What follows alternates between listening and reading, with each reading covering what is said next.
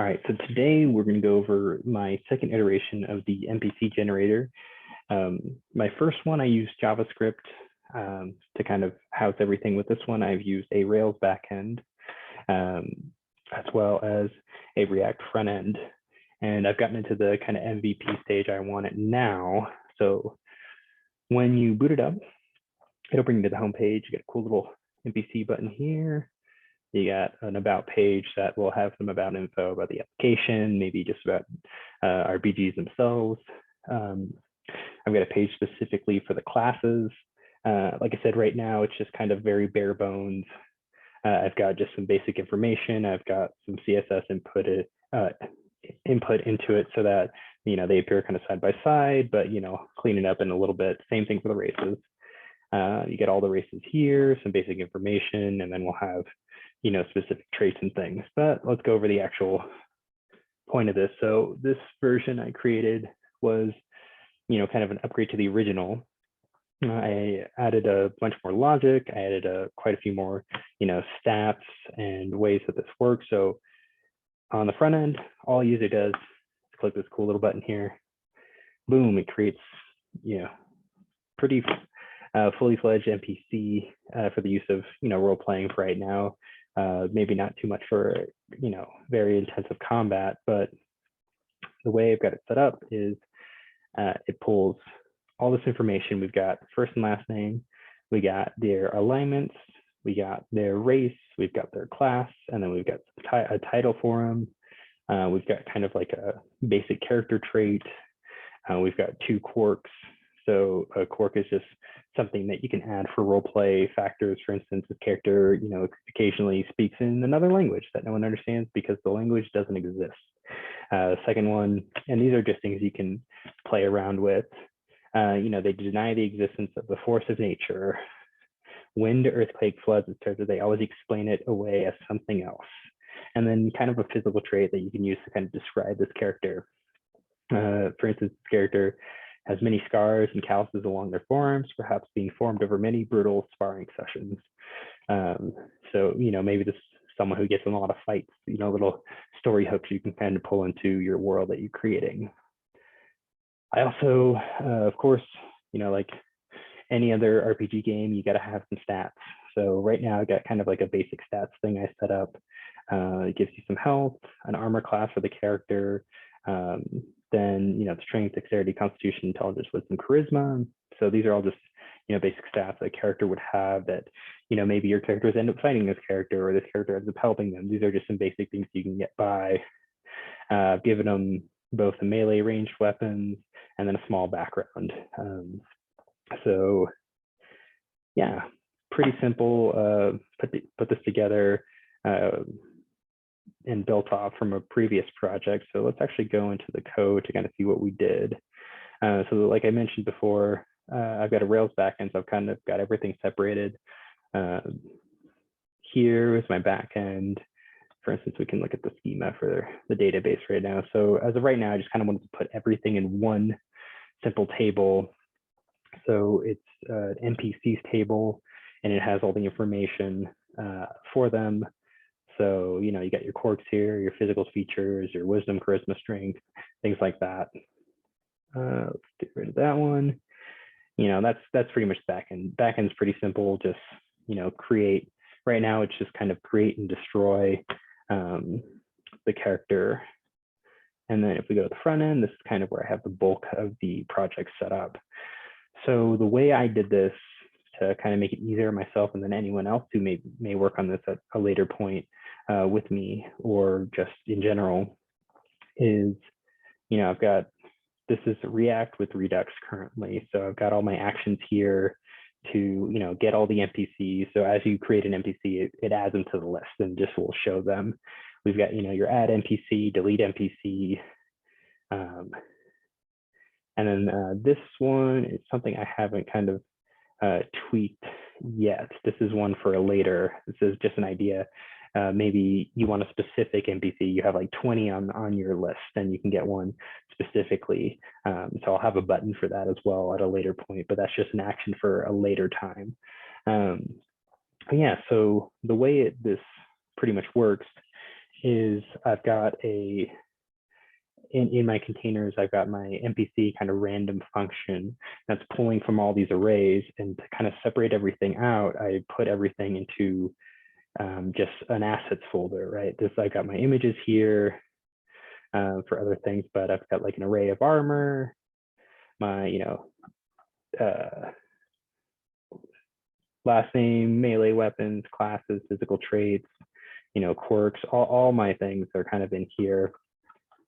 So just separate these out, put them somewhere else so they're easier to find. And, I don't have to make this very bulky. So, I mean, and it's already decently bulky enough. There's definitely more things I got to separate out. Like if you look here on the right-hand side, I've got all this logic set up.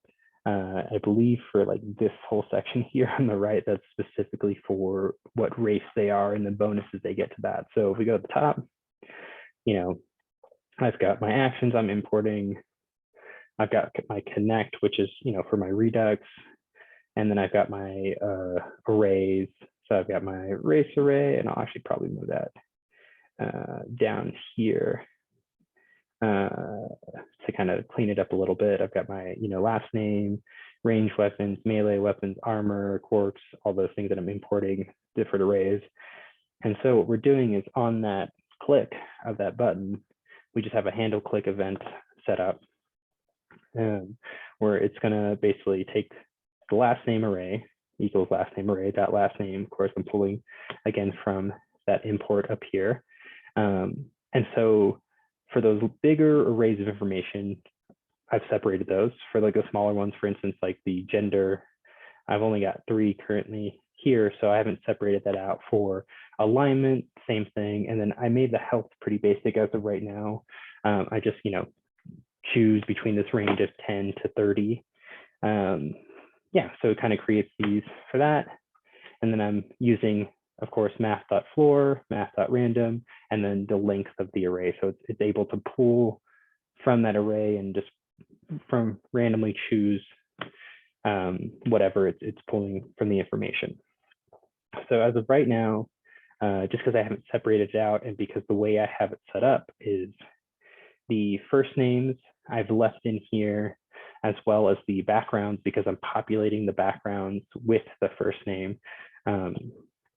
Just so I'm not passing that information back and forth right now. That'll be something, of course, I separate later on, just to, again, make this a little bit smaller. So what we got now is, here, let's get to some of the basic logic. If random sex equals male, so if the character is male, it's going to pull from an array of male names. If it's female, female names. If it's like a non-binary person, then it's going to pull just from the list of names. So we've got our array up here, right? This is our male names, our female names, and these are just both kind of the fantasy names from both. Right. So from there, then we'll move on to kind of the first. This one I want to start with the titles just because it was easier. These are just strings. So we've got all my titles. So if they're a fighter, wizard, sorcerer, so on and so forth, I've got specific titles for that. So it'll say, if we go back to our character here, half elf, bard, songsmith, right? So that's the songsmith portion is the title. And if we go back here, so if random NPC class equals fighter, right? It's going to go through that fighter title array, pull from the length, and randomly choose one. If it's wizard, same thing, sorcerer, so on and so forth, right? So pretty simple logic. It's like, okay, cool. So I actually got that to work. I got the random title to appear for the character. It's like, okay, so let's now incorporate that into their stats, right? So typically when you create a character, they have stats, right? So I kind of want to, like I said, get this to MVP as of right now. So I have pretty simple logic. I'm just taking the stats and modifying them based off of what their race is, rather than their like character class. So for instance, if this is my strength array, I just did 1, 2, and 3 rather than 1 through 6, kind of make them more middle ground characters for now. So if random race equals dwarf, they don't get any bonuses for strength for just a very generic dwarf. However, if they're dragonborn, it's going to take that math.floor, that random, and then add 2 to that. Same thing with, what is this? Goliath, Firbolg, so on and so forth. So like certain classes will get bonuses. And I did that again for Dex. I did that for Constitution and just all the steps. So we've kind of got these functions for all of those. Let's go down a little further. Yeah, so as of right now, like I said, I want to get this to kind of that MVP stage, something that actually works and could be usable. It might not be at the like most optimum stage, because like say for instance, let's go back to our actual page. And let's delete this character. Let's see if we can create a character that isn't necessarily great. Let's do another one. Get rid of that one. All right, so for instance, let's say we created this character, right? It is a monk, right? Monks are very dex-based. And if you look at our decks here, as of right now, they don't have any bonuses to that. So that wouldn't necessarily work in with this character too well, right? So that if you were to use this for like actual role play, you have all the background information, the traits and things that you can play this character. However, you know, someone being a monk would be very dexterous. So as of right now, those stats just don't make sense. So the goal with that, we go back to the code, is, you know, I could put in like, hey, if random class, like NPC class equals monk, we make their array rather than like 1, 2, or 3, it could be like 3 or 4, right? Or we can maybe add a bonus to it, maybe just like a +2 just to make it easier. But however, as you can see, like this is pretty jam-packed here. And that's not even accounting for the backgrounds that I haven't taken out yet. So, so step 2 past this is to essentially go back into my backend. You know, I want to create a separate migration. Here we go. Separate migration. So this is our first migration. And then what we would do is probably, you know, create a separate migration instead of NPCs. We'd have NPCs, you know, belongs to NPC classes, right? Or classes, you know, that class and is going to be probably a reserved word. So we have to kind of give it a more descriptive title for the table itself. And then in that, we would have our actual, you know, class name, which would be wizard, fighter, bard, rogue. And then we would have the logic in there set up for instance, like say, you know, a wizard, we'd have to create our like joins table. So we would have, for instance, like NPCs, you know, classes has many NPCs because there could be many wizards. Right? I don't just want there to be like once the NPC generates a wizard, that's off the table, right? We want to be able to have like randomly chosen, like actually have the random function, not just get rid of a specific class. So we would have that joins table. And so we would have it set up here like, hey, if, you know, where's my NPC? I think we had NPC class, so we'd get rid of this and we would have, you know, maybe t dot belongs to NPC classes is what we might call it. And then from there, we have a whole set of things. For instance, we could just actually write it down here. Maybe it's like t dot string, and then it would be, you know, class name t dot string, and then it would be class level. Maybe that's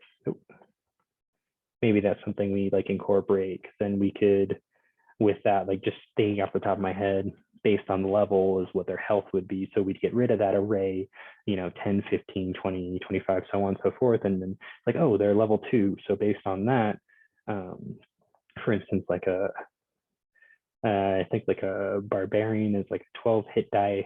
So that means they'd roll a 12 and then add their constitution. So we'd create another function like, hey, you know, since they're level 2 times, and then randomly roll essentially like 1 through 12, and then add their constitution for that, whatever their level is. So then we have to pull from that. So again, as you can see, like I wanted to keep this very basic and generic at first, and even just separating out that class, I'm already thinking like, okay, so now we have to account for this and this and this and so on and so forth.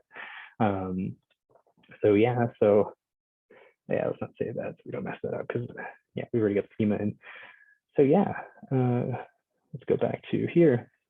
So as you can see, even making kind of the MVP, I had to keep very generic and kind of keep these things going.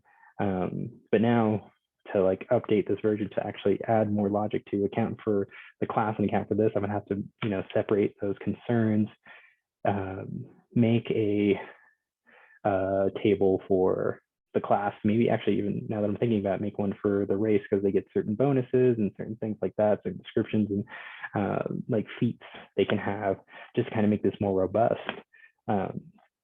So the end goal would be to create that fully fledged NPC that would have everything someone would need to like really play this character and not necessarily think too much. So I think that'll be the next step. So hopefully in the next video, you guys will see me have the logic set up for creating another character that has these stats that make sense. So let's go back to our front end, close our assets folder, and we'll go into here. Actually, so goal for next one, we'll separate this background array. We'll move that to a separate thing. We'll possibly even move these functions for the stats themselves. And then, but I guess the main goal is to really separate out the classes, get wizard, sorcerer, all those things into a separate model itself. So I can kind of create, yeah, if this person, you know, is a wizard, yes, we're pulling from this title, that would all be the same. However, now we can add spells to this character. We can add, you know, saves to this character. We can add all these other things that, you know, would really unburden this singular container I have here, which, as you can see, from the top to bottom, is pretty intense right now. But yeah, so hopefully you guys kind of got a brief rundown of how I put this together. You know, we can probably make this a little generic and then convert it over to any other tabletop game, which would be kind of cool. But right now I kind of want to finish this one. So next week we'll go into seeing how, you know, we separate out those models for the classes themselves. All right, cool.